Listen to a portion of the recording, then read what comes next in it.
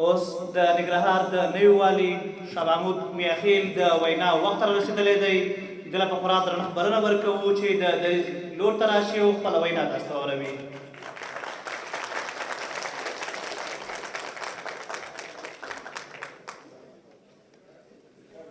أعوذ بالله من الشيطان الرجيم بسم الله الرحمن الرحيم وقل اعملوا فسيرى الله عملكم ورسوله والمؤمنون صدق الله العظيم.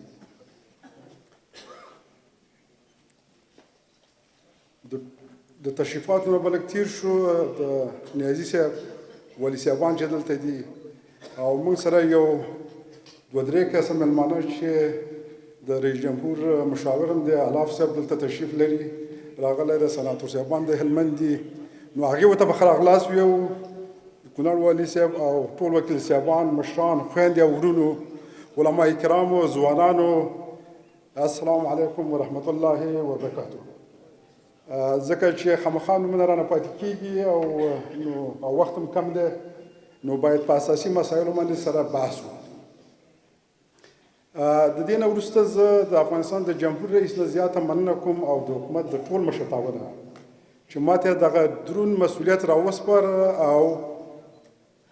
ننګرهار ته او خپلو خلکو ته د خادم په صفت دلته زه راغلی زه دلته د والي په صفت نه یم زه ستاسې خادم یم او په شریکه به سره کار کوم. درې څلور ورځې مخکې ماته د ازادۍ راډیو ټلیفون وکړ چې موږ غواړو چې تاسو سره ننګرهار په باره کې مصاحبه کوو. نو ما ورته وویل چې زه د ننګرهار والي نه یم تاسې لاړ شئ د ننګرهار د والي سره خبرې وکړئ ځکه چې هلته والي شته دی او په اصولو کې دا ده چې په یو وخت کې دوه والیان په یو ځای کې نه وي. ما ته زه خو معرفۍ ته ځکه حاضر نه شوی چې دا مشران ټول سره پېژنو او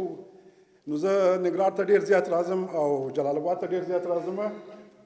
نو بعضې دوستانو راته وویلې چې د جمعې په ورځ که لاړ شو دا به اسانه وي خو سهار کېدای شي د شنبې په ورځ باندې تکلیف وي. نو ما ورته وویل چې ما دپاره دا مناسبه نه ده ځکه زه دا ځلې په یو بل حالت کې ځم نو چې زه هلته د جمعې په ورځ لاړ شم او هلته بل والي صاحب دغه وي نو بیا دوه والیان په یو وخت کې په یو ځای کې ضرور نه ده چې دا هلته موجود وي. نو په دې خاطر باندې حیات صاحب زما ورور دی ملګری مې دی او څه چې دي کړي دي واقعا چې په سخت حالت کې راغی ځکه زه هم ننګرهار ټول شیان راته یو تر حده پورې معلوم دي.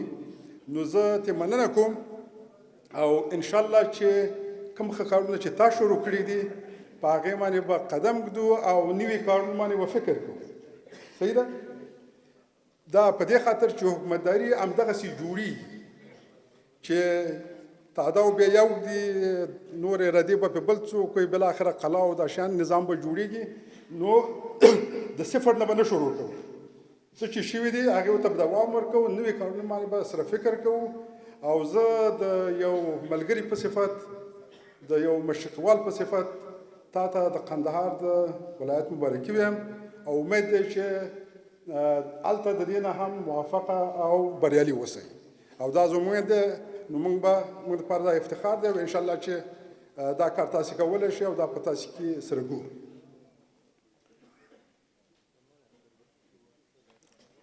که مبالغه ونه کړم کېدای شي نیازي صاحب ته به ډېره پته وي چې په دې حکومت کې شاید چې زه اولین کس یم چې مقرر شوی یم چې ما رئیس جمهور نه ولیدلی یعنې پېژندم یې دغه یعنې زه یې نوم وغوښتی چې راشه تا والي کړم ما ته یې ټلیفون نه دی کړی او زه یې انټرویو کړی نه یم او زه یې دلته مقرر کړم. نو بله ورځ نو ما د پنجشنبې په ورځ باندې ولید او عین خبره مې ډاکټر صاحب عبدالله ته هم وکړه چې زه ما رئیس صاحب نه لیدلی او هغې نه باوروله او اوس یې د دې تریبون نه ځکه ویم چې کله چې ما د هغې نه وروسته رئیس صاحب ولید ځکه دلته د اوازې بعضې وخت کې کنسپراسي تیوري موږ دا فکر کوو چې ولا کېدای شي د دې دپاره رالېږلی چې کمپین دی او بله قصه ده خو که نه دا قصې موږ ډېر سره په دې باندې بحث کوو خو زما خبره ټولو ته دا وه حتی نیازي صاحب په مخکې مې هم دا خبره وکړه چې که چیرې حکومتداري ښه شي امن راشي اقتصاد ښه وي دا په خپله کمپاین دی بیا ما ویل تاسې چې هر څوک یې کریډیټ اخلئ واخلئ خو زموږ د ولس امن پکار دی حکومتداري باید ښه شي او د خلکو اقتصاد او ژوند ښه شي نو په دې خاطر باندې زما راتګ چې په ما باندې د خدمت غږ وکړه که نه یو څه خو موږ او تاسو سره پیژنو چې زما د وظیفې سره ډېره دلچسپي نه وه او چې د خدمت غږ یې وکړ نو ما خپل آرام ژوند او ډېر امتیازات دا مې پرېغوستل صرف د خدمت په خاطر دلته راغلی 40 کاله کېږي چې د ننګرهار د دې مشرانو سره سر و کار لرم مګر زه ډېرې قصې دلته تېرې شولې موین د وزارت داخلي وم ښاروالګانې زما په موینیت کې وې نور دوستان ملګري وو شارکونه دلته جوړ شوي دي خو زه په ننګرهار کې کور نه لرم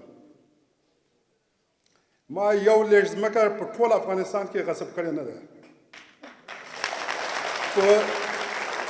په ټول افغانستان کې ما د ځان په نامه د اولاد په نامه یوه نومره ځمکه د حکومت نه ده اخیستې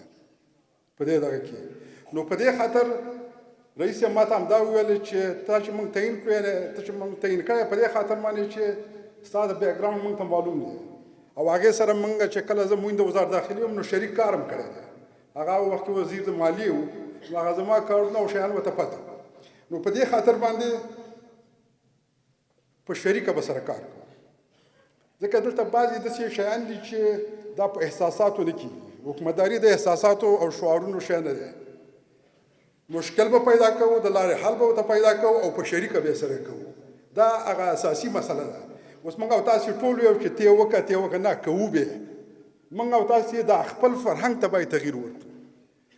بل چاته باید ونه ویو چې ته یو څه وکړه باید په شریکه سره وکړو په نورو مسایلو راځم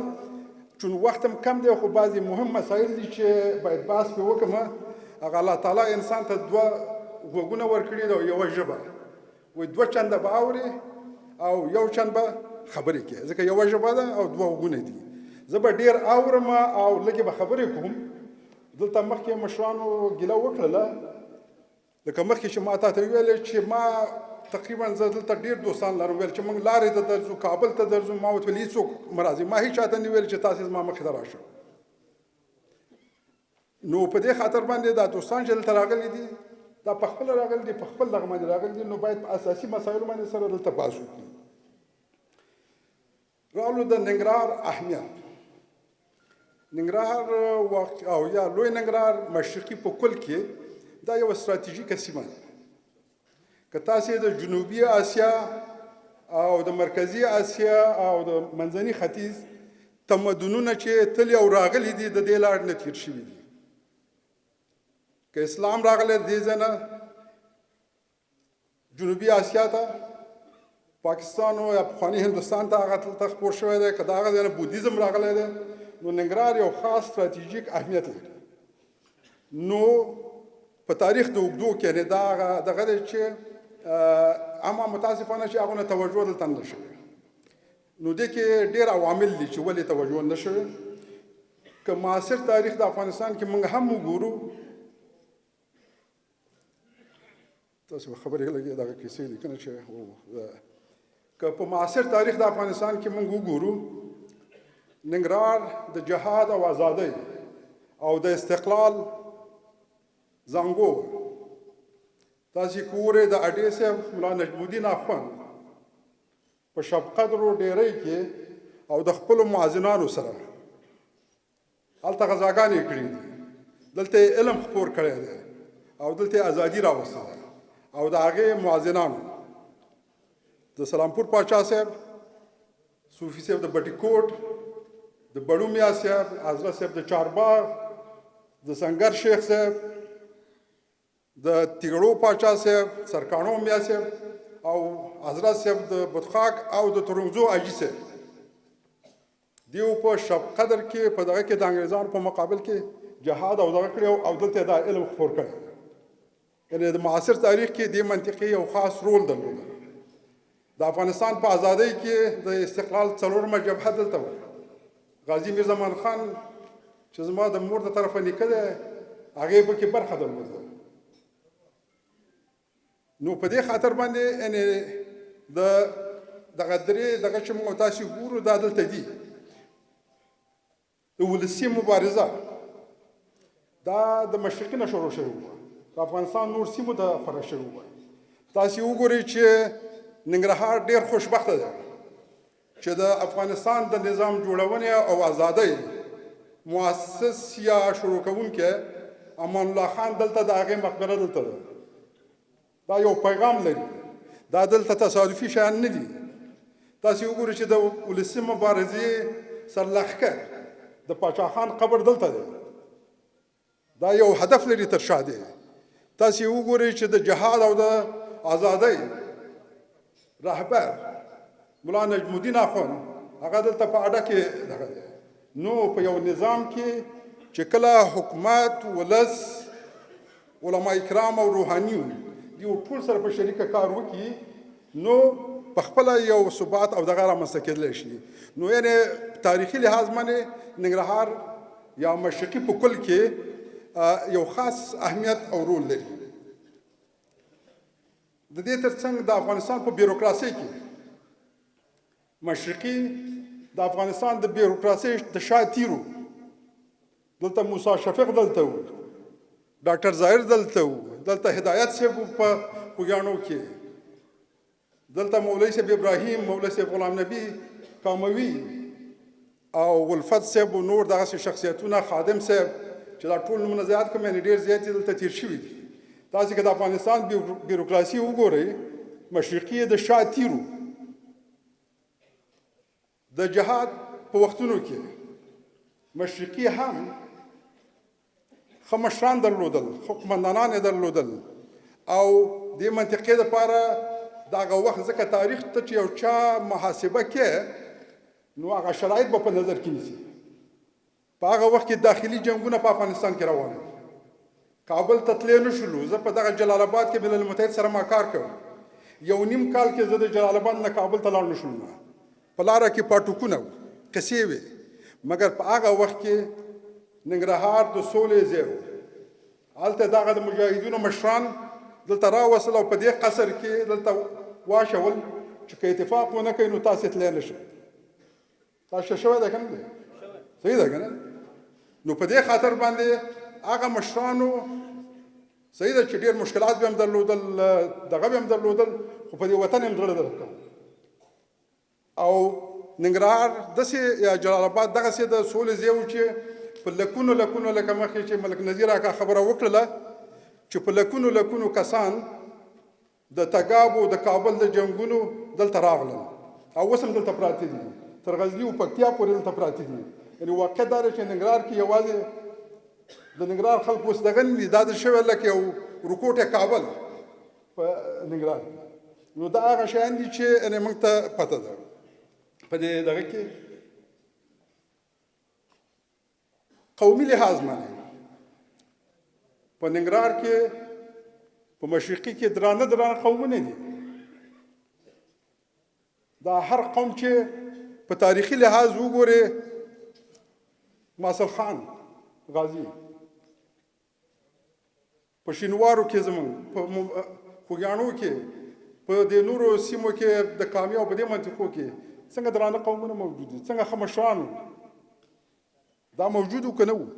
یعنې خاص یو حیثیت درلوده پرون ماته یو چا ویلی چې میاخیل صاحب چا وغولولی نو تا دا د ننګرهار وظیفه څنګه قبوله کړله نو ما ورته وویلی چې زه چا غولولی نه یم زه د ننګرهار په ولس د ننګرهار په خلکو د ننګرهار په ځوانانو خویندو ورونو ټولو دا اعتماد لرم چې دوی به ما سره همکاري کوي ځکه په دې تیرو کلونو کې چې هر رقم وحشت ګورې دلته تیر نو سړي سره دا سوال پیدا کېږي دا وحشت د کم ځای نه راغی ولې څه وشو آیا مشرقي د نظره شو ننګرهار د نظره شو او که مرکزي حکومت توجه ته کمه وه او که یا موږ کې په خپله څه نقص زه فکر کوم چې دا ټول دي د مرکزي حکومت توجه هم کمه وه موږ کې هم نقص او خارجي مداخلې او سیمه ییز مشکلات هم.